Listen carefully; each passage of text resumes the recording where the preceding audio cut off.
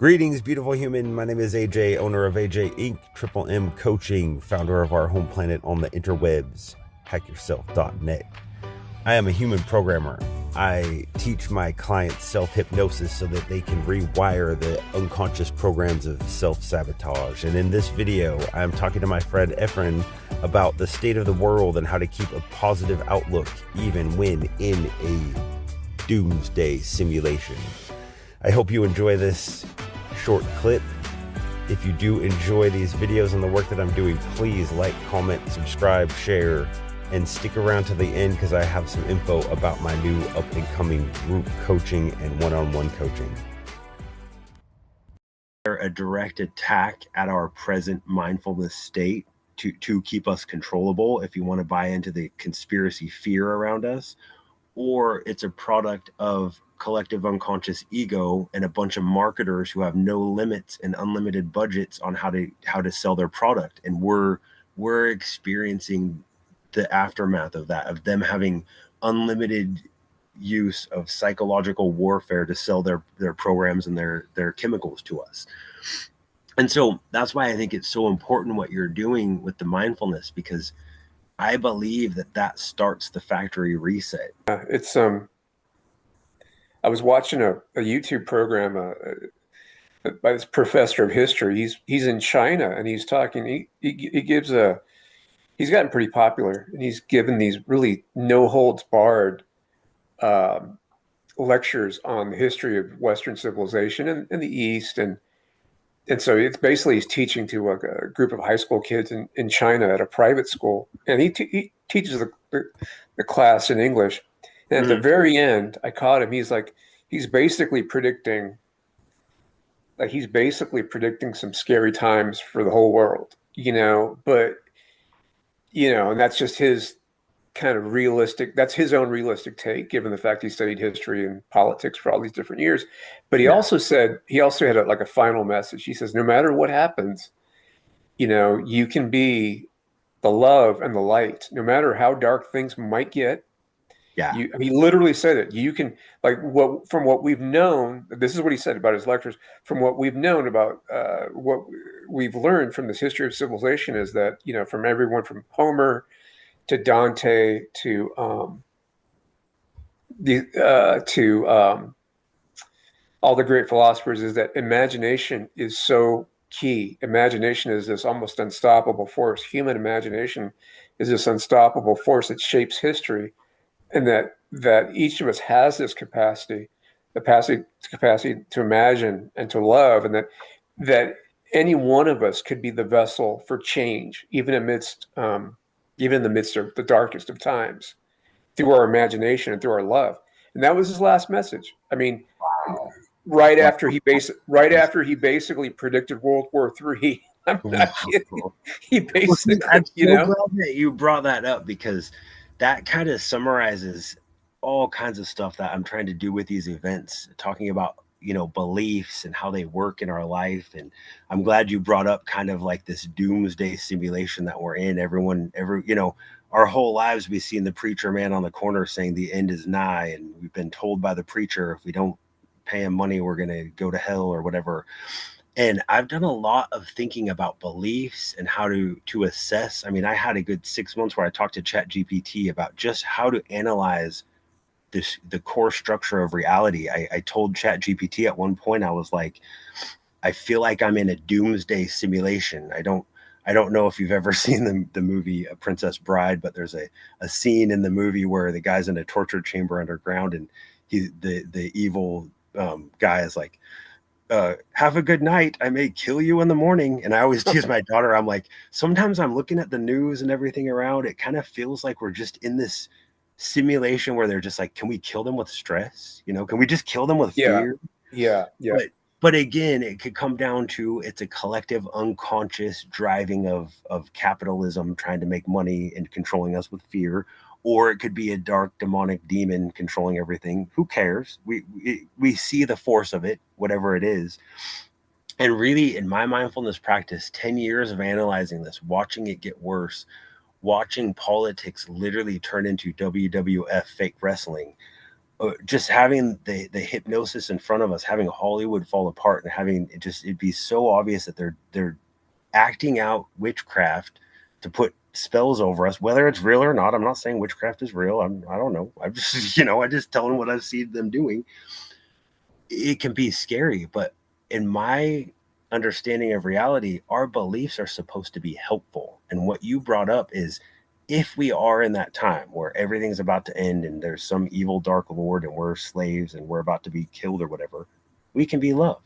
And love is energy that will keep going no matter what. It will travel on in some way. I believe our consciousness will. Everything we've done will be recorded in some way, but the energy that we are is going to move on, and we'll get to light up another body of some sort. We'll have another experience, or it'll be a peaceful story that we told at the end of a nasty civilization. Who knows? Who Yeah, knows what it is? you're But right. Yeah. the way I've concluded it is, it's possible that there's going to be some pole shift and some natural disaster with 1,000-foot wave, and that's my brain just kind of processes that could be possible. There could be a meteor from the sky, and I see this 1,000-foot wave. And my belief, if that happens, I'm going to grab a slab of wood and try to surf and have fun, to Yeah. just see if you make it, because we're energy. And if we get That's to funny. see the end of the world, we can do it in peace, and we can do it in love, and we can literally turn and say, what a beautiful view, what a beautiful sunset. And we can enjoy and make sure that our time here impacts, in a way, our vibration is love. And no matter what, it'll be a meaningful experience. And to me, that's the whole meaning of what we're doing here, is to find meaning, make a difference. Yeah, no, I'd agree. Yeah, no, it's And so we yeah. don't need to be in fear of what they're saying on the news. In fact, in my book, the intro to my book, The Balanced Life Wheel, it literally says this is an invitation to remove your focus from all the problems in front of you, because 90% of them aren't real, and learn who you are so you can reassess reality and see what's real. Hmm. And at the end of the day, all of the stuff we see on the news, all this crazy end of times World War III predictions might be real, or it might be their timeline, and maybe we're meant to just live in peace and ignore them. I don't know. Yeah, yeah, no, Maybe yeah, if I enough of us wake up, my thought is that these people on the lines fighting the fake wars, because when we know all the governments can all get together and agree to give us the same medicine forcefully, and they can all get together and say nobody can go to the Arctic or the Antarctic, there's no need for war. They could figure it out if they wanted to. And so at some point, if enough of us spend time practicing mindfulness, maybe the ones on the battlefield pushing the buttons killing each other will wake up and realize that they're killing themselves. They'll realize, I'm about to go blow up that plane which has me with my kids. I'll be killing my kid's dad, basically, by killing another man or woman. sure. And if they And, wake up to that, they'll just quit pushing the buttons, and they'll just be like, why are we fighting each other?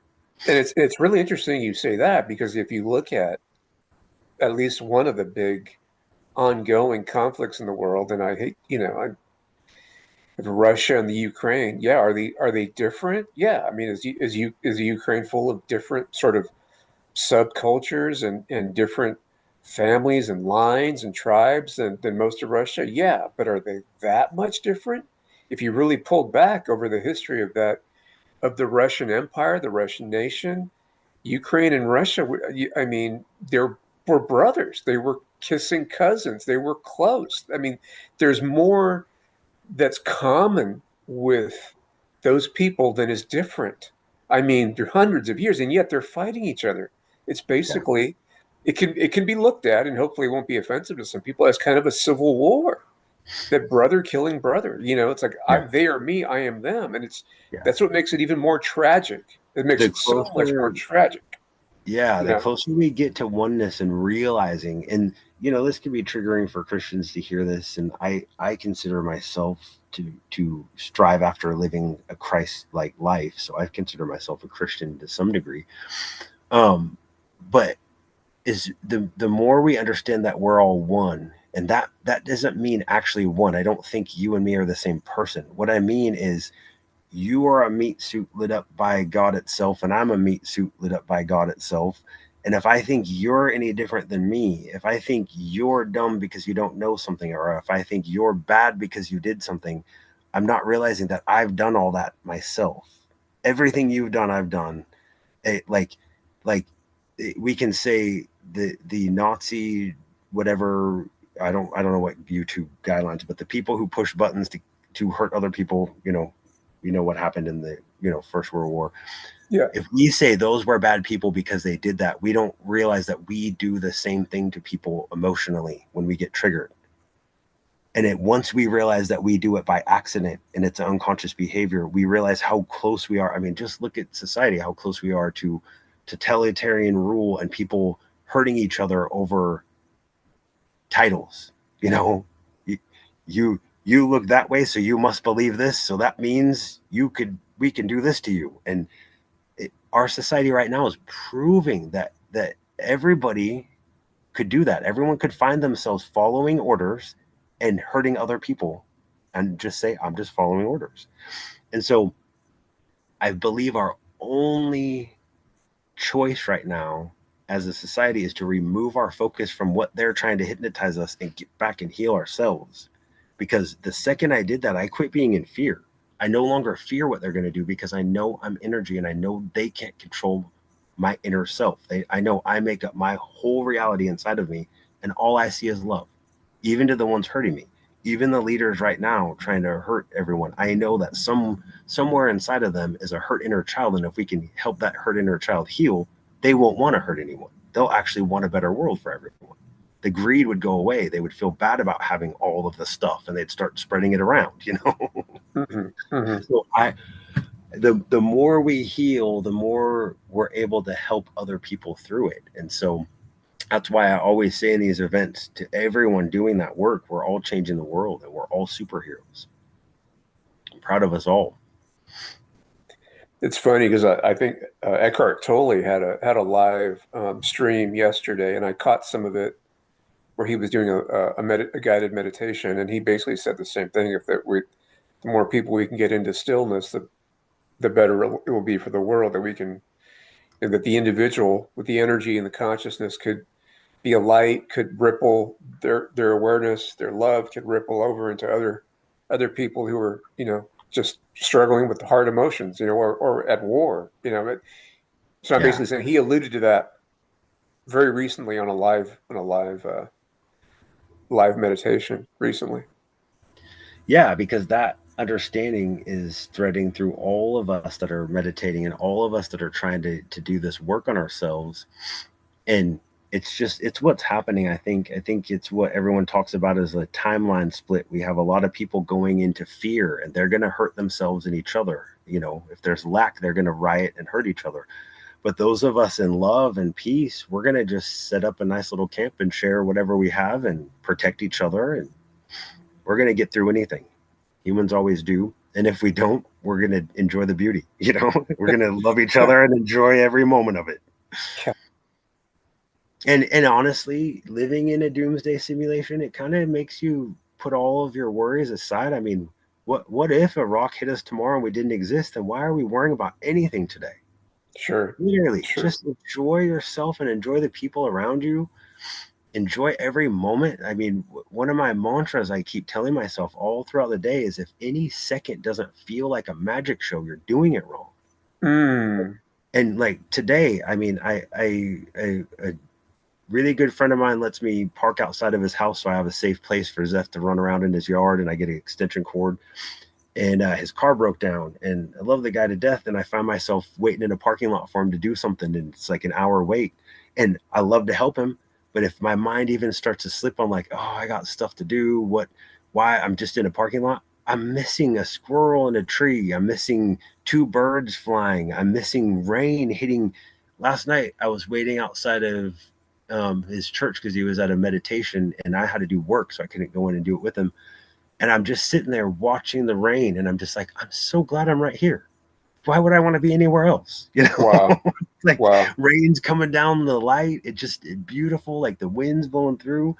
And if you stop and find something to enjoy, it doesn't matter if you're stuck in line at a supermarket. You might start a conversation or get a smile. There's always something to see magic in. It's Yeah. always there. Your unconscious mind communicates to you through imagination, and that's how you communicate to your unconscious mind. I used to think that prayer was, getting on your knees by your bed and saying, "Dear Jesus, please give me the money I need for tomorrow," or something. But what I've found is actual real prayer, programming your unconscious mind to get, the things that you need, is more sitting and putting yourself in a full body vision of you already having it. Mm.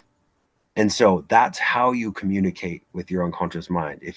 If you realize that there's something in your life that you don't want anymore, if you want to change it, you don't look at the change. You don't say, "Oh, my car, like my van right now, it's a 1994 Dodge Ram van. It has, I believe the mileage has flipped over. I think it has 1,000,000 miles, Wow. 250,000." Wow.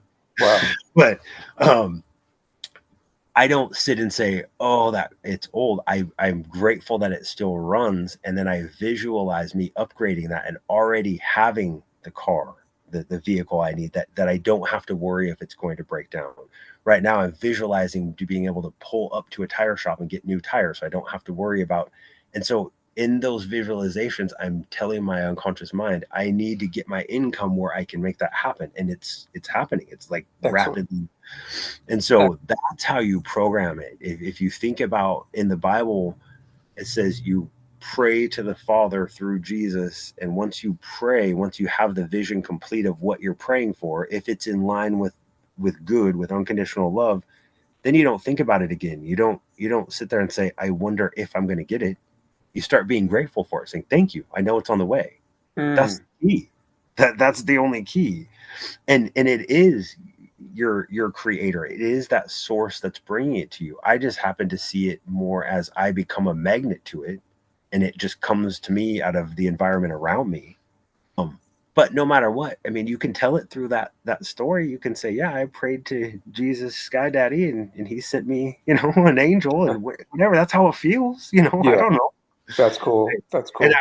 you got to forgive the way I talk about religion. I've been so religiously traumatized that it's hard for me to believe any certain form. And so I don't put anyone down who does. The people who believe literally in the Bible stories that they're real, they have every right to believe that. And I might be too damaged to be able to right now. But I know that if the characters are real, their Jesus is going to understand that I'm still doing his work, even though he's been misrepresented to me, and I see him more as a state of consciousness. Gotcha. Yeah. Gotcha. I meet the dude one day and he's a real dude. I'll be like, "Hey, sorry," and he'll be like, "No worries, I get it." But in the meantime, I don't want to offend anybody listening that I'm putting them down. It's just you're seeing how I held my brain together and got out of a cult. That's all. Gotcha. Gotcha. And we're Gotcha. all learning how to hear each other and not get triggered, because every once in a while I'll say the Jesus myth, because I see it as a tale of what we could be. I see it as a collection of 10 million stories of men and women who lived and did amazing things. They combined them into this one perfect story that I try to follow and be it, because I know my ancestors could be it. Hmm. That's Hmm. what the whole story tells us. Jesus found out that inside of him he was being lit up by God's energy itself, and he says, "So are you, and we're all worthy. We're all forgiven." And then he got that conscious level and started doing what he was supposed to do. Gotcha. Yeah. Yeah. We're all living that out to some degree, because everyone who spends time meditating ends up trying to make the world a better place in some way. Sure. Sure. Yeah. It's the Yeah. outcome of self enlightenment is wanting to better everyone, because we know it helps in the long run. It helps us. It's the most selfish thing to do. you know. Yeah. No.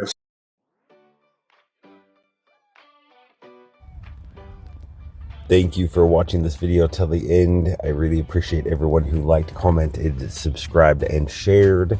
And for anyone who is feeling moved to work with me in a group setting or one-on-one, I have good news. We are starting our Balanced Life Wheel online mastermind this month, and also our Outcomes mastermind. And there is a little bit of room left in both.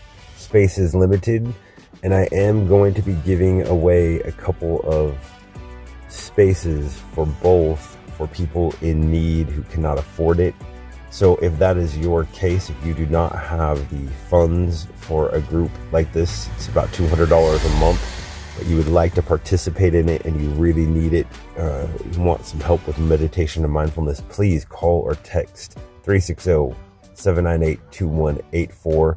If you are interested in participating in this group at all, text group coaching to 360-798-2184, or one-on-one coaching, you can just text coaching and I will get right back with you and we'll have a consultation. Thank you so much. I love you all. I'm so proud of all of you for practicing mindfulness and trying to fix yourself. You're doing an amazing job and I'm grateful for you.